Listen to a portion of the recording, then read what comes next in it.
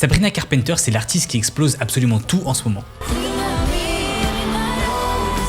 Mais si je vous disais que sa réussite a été créée toute pièce, que ce soit son image, son visage ou ses performances, tout a été changé et calibré au millimètre près pour qu'elle devienne la nouvelle pop star. I did not read the contract. Like, I was 12. You don't even consider that people could be using you or misguiding you. Même ces controverses ont été parfaitement orchestrées pour créer de la viralité. This is sending us back 5 decades and claiming it's not the image to put out there in a climate where women's rights are being taken away. Aujourd'hui, on va donc décortiquer l'histoire et la stratégie exacte qu'a transformé Sabrina Carpenter d'une simple gamine talentueuse en une vraie pop star en simplement un an.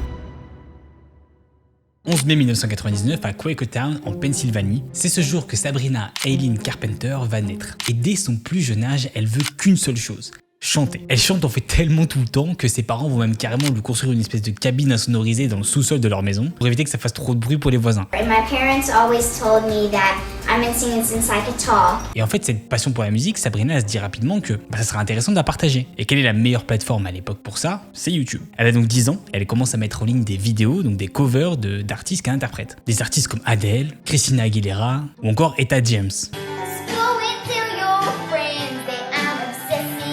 Comme vous avez pu l'entendre, elle a quand même un certain talent. La même année, donc en 2019, elle décide de participer à un concours organisé par Miley Cyrus, enfin plutôt par son fan club si vous voulez. C'est pas n'importe quel concours. Faut savoir qu'à l'époque, Miley Cyrus c'est vraiment la star Disney, avec notamment Hannah Montana qui cartonne à la télé. Et il y a des milliers de gamines dans le monde qui rêvent de devenir comme elle. Et donc Miley Cyrus va lancer ce concours qui s'appelle Next Miley Cyrus Project pour trouver justement la prochaine star Disney. Donc les règles sont simples. Tu t'enregistres chez toi en train d'interpréter une musique de Miley Cyrus et les fans voteront pour la meilleure. Et elle finit 3e sur des milliers de participantes. Et en fait, ça peut paraître anodin comme ça. Genre, ok, elle a fini 3e, mais c'est super important parce qu'elle va apparaître dans le radar de Disney. Hi, my name is Sabrina. I'm 10 years old and I'm going to be singing the Hold On Throwdown by Miley Cyrus. Parce qu'évidemment, Disney n'organise pas ses concours au pif. Ils organisent ces concours pour recruter des nouveaux talents. Ils cherchent en fait constamment des talents qui pourront remplacer ceux qui sont actuels, par exemple Miley Cyrus, Selena Gomez ou encore Demi Lovato. Et en fait, là, ce qui se passe en arrivant 3e, c'est que Sabrina a levé la main en disant à Disney: hey, je suis là, j'ai performé, je suis une chanteuse. Peut-être que je suis la prochaine.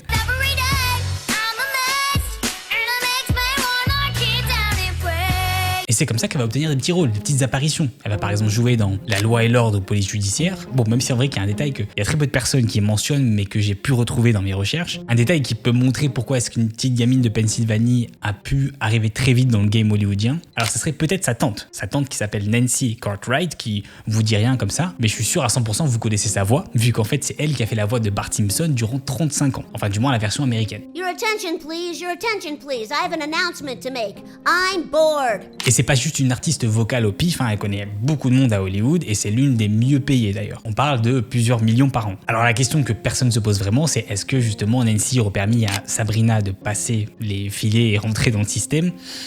C'est quand même possible parce qu'elles sont assez proches. Bien sûr, Sabrina n'en parle pas vraiment, mais si t'as une tante qui est assez connectée, c'est assez naturel de faire une petite passe décisive. Quoi qu'il en soit, on se retrouve en 2014, Sabrina a entre 14 et 15 ans, et elle va décrocher l'audition de sa vie. Elle décroche une audition dans la série Girls Meet the World, donc elle obtient pas le rôle principal, mais un rôle secondaire de Maya Hart, qui est un peu l'amie sarcastique, un peu rebelle. Et quand la série est lancée en juin 2014, c'est un succès pour Disney, ils sont super contents. Et c'est en fait un peu là où tout va s'accélérer pour Sabrina, parce que, rappelez-vous, elle avait fait un concours à l'époque, Disney s'en rappelle, et donc ils se disent ok, elle sait chanter aussi, donc on va peut-être la propulser dans le côté musical. C'est un peu le manuel que suit Disney à chaque fois, c'est-à-dire qu'ils ont des enfants qui recrutent, ils ont plusieurs talents, puis ils essayent de les transformer en superstars en fonction de leurs talents. Et donc dans ce cas-là, Disney va faire signer un contrat à Sabrina dans leur propre label qui s'appelle Hollywood Records. Et alors sur le papier, c'est une opportunité en or. Sabrina, depuis qu'elle est jeune, elle attend que ça, elle veut que réussir dans la musique. Donc à l'époque, elle est encore jeune, elle se précipite pour signer le contrat, elle y connaît pas grand-chose, mais pour elle c'est parfait. Sauf que ce qu'elle sait pas, c'est que ça va être le pire contrat de sa carrière. Parce qu'elle signe pas pour simplement un an ou un album. Non, elle va signer pour 5 albums. Donc je sais pas si vous vous rendez compte, mais si vous signez pour 5 albums, ça veut dire que chaque année il faut produire quelque chose et de préférence il faut que ça marche. Donc c'est le pire piège dans lequel un artiste peut rentrer et Sabrina l'admet elle-même qu'elle est rentrée les 2 pieds dedans. I did not read the contract. Like, I was 12. You know what I mean? All I wanted to do is sing.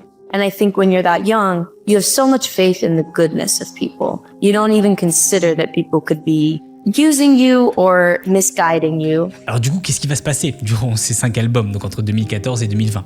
Par la force des choses, elle va essayer de sortir ces 5 albums en faisant presque un par an. Elle va donc sortir Can't Blame a Girl for Trying en 2014, Eyes Wide Open en 2015, Evolution en 2016, Single Act 1 en 2018 et Single Act 2 en 2019. Et à l'époque, sa musique va donc évoluer et elle sonne à peu près comme ça. Can't blame a girl for trying.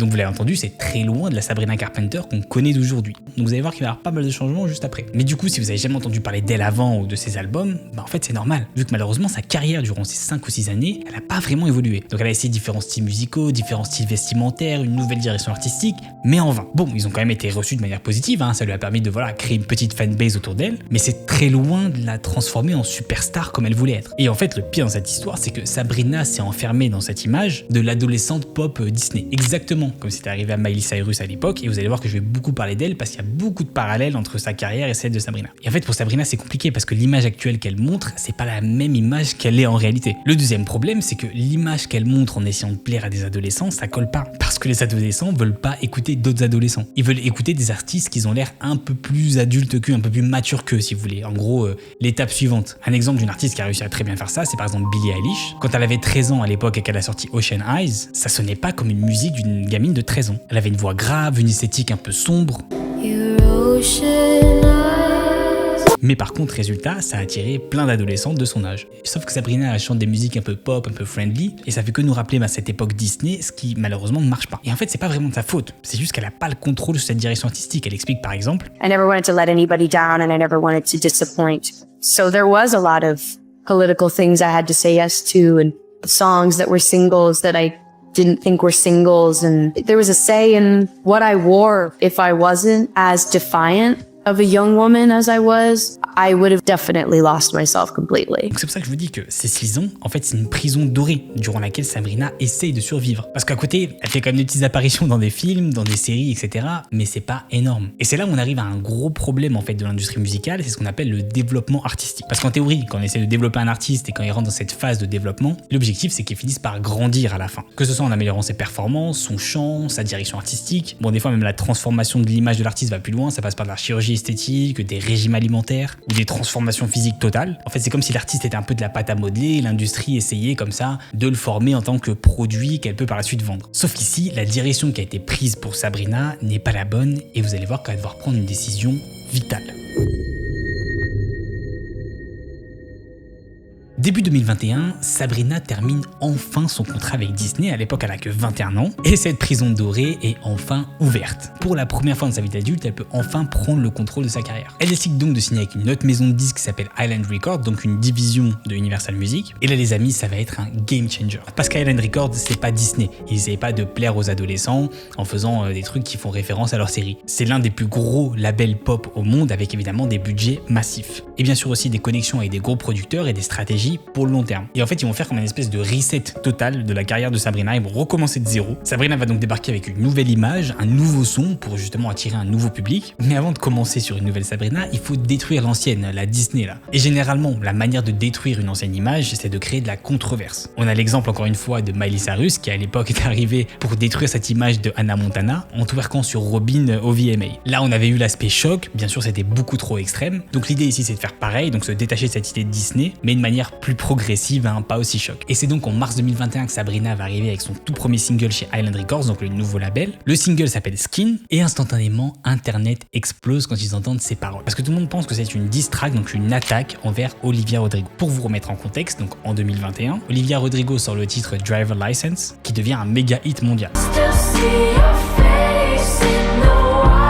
Et dans cette chanson, elle parle d'un mec qui l'a quitté pour That Blonde Girl, donc la fille blonde en français. Sauf qu'à l'époque, l'ex d'Olivia sortait avec Sabrina Carpenter. Alors quand Sabrina arrive 2 mois plus tard avec son titre Skin et dit Maybe blonde was the only rhyme, donc en français, peut-être que blonde c'était la seule rime que t'aies trouvée quoi, là tout le monde capte la référence et le petit pic. Mais ce qui est intéressant, c'est que ça va marquer une rupture. Et la deuxième rupture qu'il va avoir, ça va être là aussi la transformation physique. On voit par exemple des photos d'avant-après qui commencent à circuler sur les réseaux, où le visage de Sabrina semble plus affiné, elle a les lèvres plus pulpeuses, le nez plus fin, et donc les gens commencent à se poser des questions. Est-ce qu'elle a fait de la chirurgie esthétique? Est-ce que c'est juste le maquillage? Ou est-ce que juste elle a grandi? Bon, ici encore une fois, Sabrina l'a pas confirmé, mais selon certains experts, ça serait de la chirurgie esthétique. Comme je vous l'ai dit, un des outils utilisés par les maisons de disques. And when we compare back to Sabrina at age 16, we really start to see that difference to the nasal tip. And in 2024, at the age of 25, when I look at Sabrina's lips, to me, the upper lip looks more arched. And I think that's probably from the continued use of filler. I don't think she's had a lip lift.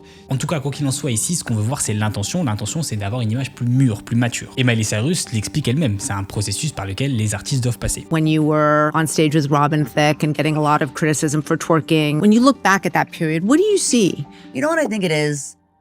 I understand the business I'm in. I'm in the music industry. I'm in the record business. So when I sign a contract, they're buying, records that they wish to sell. So I understand that I am setting myself up to become merchandise. Donc vous l'avez compris, à ce moment-là, Sabrina est devenue un produit qu'on emballe parfaitement pour la consommation de masse. Et ça peut paraître un peu cru dit de cette manière, mais c'est comme ça que l'industrie musicale fonctionne pour justement créer des produits artistiques. Ce qu'il faut, c'est affirmer tout ça avec un album. Et c'est donc en juillet 2022 que Sabrina sort son 5e album studio, Emails I Can't Send. Et pour la première fois, cet album sonne personnel. Les paroles sont vulnérables, authentiques, elle parle de relations, de doutes, de regrets. Sa musique nonsense devient à son niveau un petit hit, entre guillemets, et c'est très inspiré de ce qu'on a l'habitude d'entendre dans la pop music, notamment chez Ariana Grande, avec ce mélange justement pop et R&B. Et cet album va pas forcément tout révolutionner chez Sabrina, mais ça va être comme une espèce de structure sur laquelle elle va pouvoir construire une nouvelle image. Et justement faire ce pivot pour attirer un nouveau public. Et ce pivot va être réellement fait en 2023 avec une petite artiste qui va l'aider, qui va lui donner un petit coup de pouce. Je parle bien sûr de Taylor Swift, qui lance à ce moment-là Eras Tour, qui est donc l'une des plus grosses tournées de l'époque. C'est une tournée qui a battu tous les records en termes de revenus. Elle a généré 2 milliards de dollars en recettes, ce qui est juste fou. Et devinez qui Taylor va choisir pour faire sa première partie. Je parle bien sûr de notre petite Sabrina. Donc là les amis, c'est le jackpot absolu. Parce que maintenant, tout le public de Taylor va apprendre à connaître Sabrina et Taylor va aussi lui mettre le tampon validé sur sa carrière. Et il y a eu la même chose qui s'est passée à l'époque avec Ed Sheeran ou encore Camila Cabello. Donc là, Sabrina va se retrouver devant des milliers de personnes tous les soirs et des millions de personnes vont découvrir sa musique. Donc en fait, si vous voulez, c'est un placement ultra stratégique qui va permettre de placer Sabrina dans l'écosystème Taylor Swift. Bien sûr, tout ça, c'est orchestré par son label de musique. Donc elle qui, il y a 2 ans, était complètement perdue dans sa carrière à faire 6 albums qui n'ont pas marché, elle se retrouve là à chanter devant des centaines de milliers de personnes tous les soirs. Donc comme vous pouvez l'imaginer, c'est une vraie consécration pour elle. Mais pour que cette consécration devienne réelle, elle va avoir besoin d'un hit.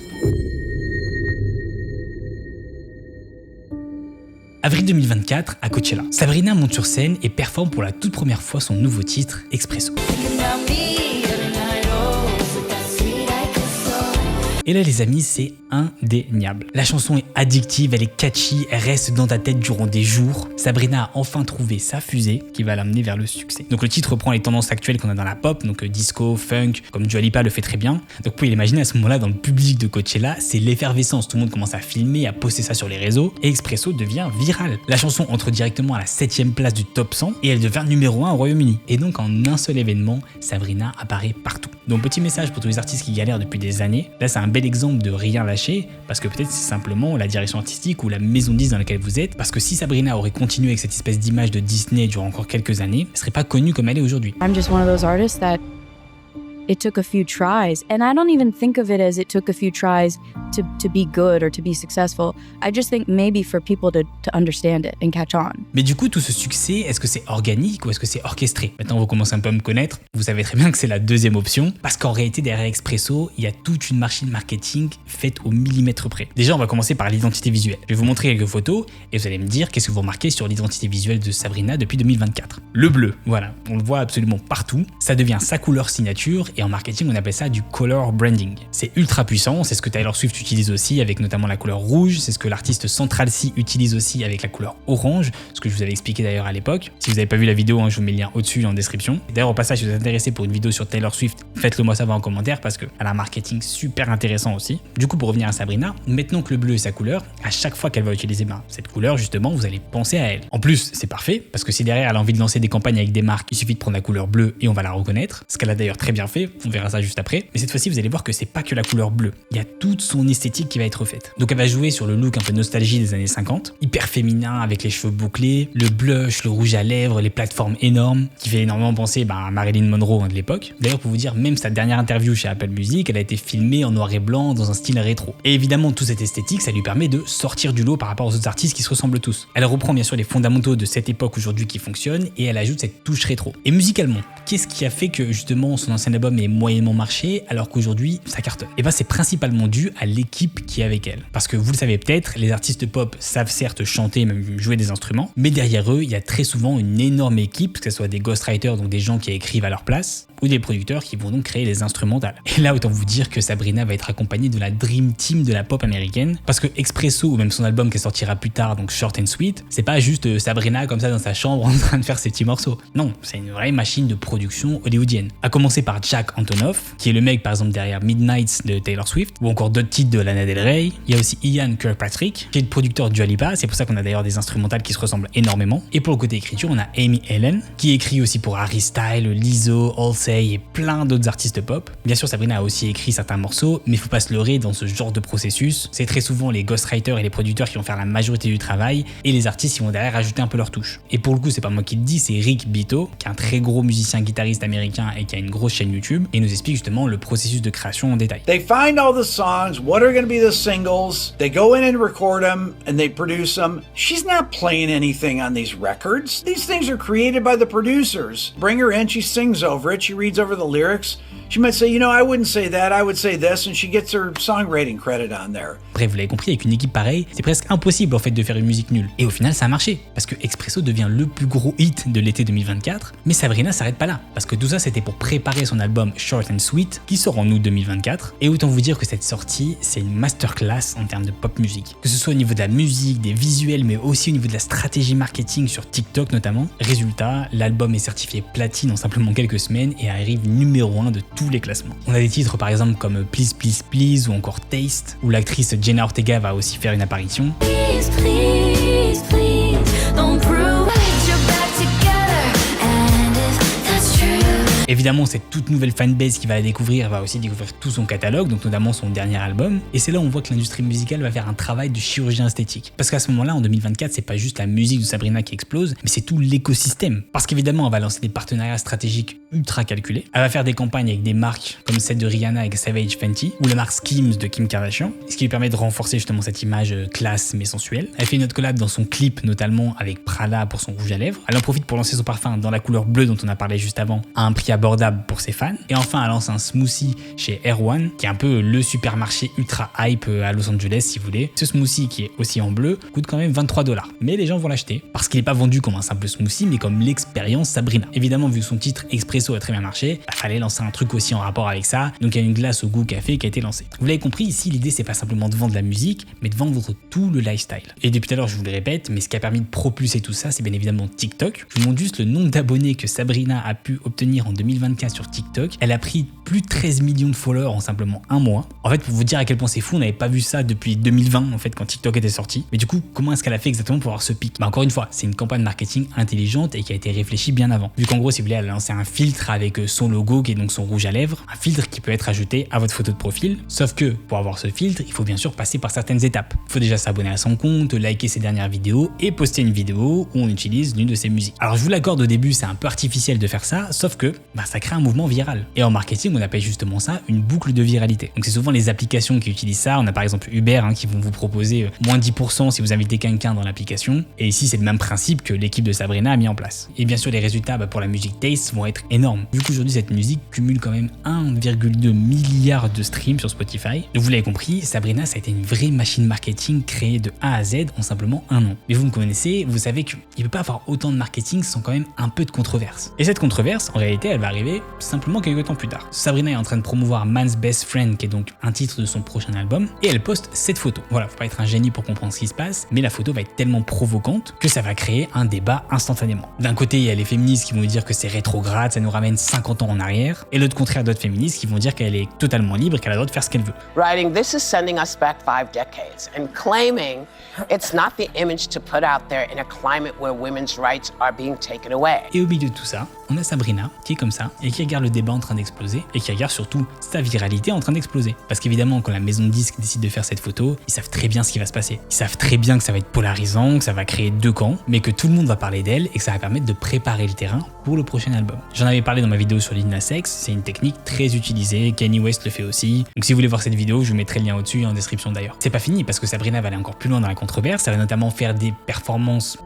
assez osé, je vous laisse voir par vous-même, mais encore une fois, vous pouvez comprendre que ça va agiter les foules, parce que il y a des enfants qui vont à ces concerts, ils sont accompagnés par leurs parents, ils ont 10 ou 12 ans, et du coup, du côté de Sabrina, qu'est-ce qu'elle va dire exactement? En fait, elle va assumer absolument tout à 100%. Over the last year, I've heard from a lot of people like, wow, like she's just like the horniest girl alive, because sometimes in my songs I say some crazy things on stage, but I'm actually a very normal amount of horny, and also just, you know, a lot of it is because I'm able to kind of have fun and play, and you know, when I'm doing these live shows, it's just a matter of not taking things too seriously. Bon, après évidemment, quand je dis que c'est le choix de Sabrina, c'est surtout le choix de la maison de disques encore une fois. Et je l'ai dit plusieurs fois, mais cette stratégie de la controverse, elle fonctionne. Donc quand Sabrina va sortir son nouvel album en août 2025, elle va reprendre la même formule, donc des musiques un peu catchy, les mêmes producteurs, les mêmes ghostwriters, et bien sûr une imagerie encore plus provocante. On le voit par exemple dans les titres Tears ou alors When Did You Get Hot, et évidemment ça a été un succès de malade.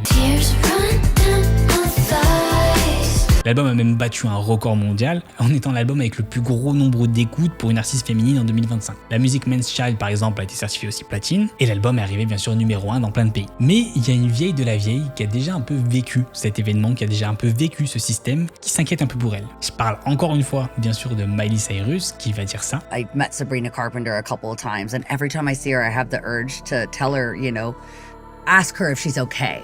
Like, are you doing good? Like, are you getting enough sleep? Because I'll see her, you know, she's like performing in Ireland and then the next day she's doing like a show in Kansas. And I'm like, I don't know how that could be physically okay, you know, because I was in that situation. So, you know, I know what it feels like to fry yourself. Et c'est vrai qu'elle a raison de s'inquiéter parce qu'on a vu tellement d'artistes exploser du jour au lendemain en 1 an, 2 ans, 3 ans et finalement après être délaissés, vu qu'à force d'être venus des machines ou des produits, elles en perdent un peu leur humanité. Et là, Sabrina est en plein dedans. On sait très bien que c'est un peu une marionnette, certes talentueuse, mais quand même une marionnette qui est gérée par un label et une maison de disques derrière. Donc voilà, dites-moi ce que vous en pensez. Est-ce que vous pensez que Sabrina a vraiment le contrôle sur son destin? Et dans le même registre, il y a l'artiste Doja Cat qui avait fait une transformation complète et un peu bizarre. Je vous mets la vidéo juste ici si vous voulez la voir. En attendant les amis, j'espère que vous avez kiffé celle-ci. N'oubliez pas de vous abonner, de lâcher un petit like, de venir me suivre sur Insta, c'est @JLongMusic. Et je vous dis à la prochaine pour une nouvelle vidéo. Peace out.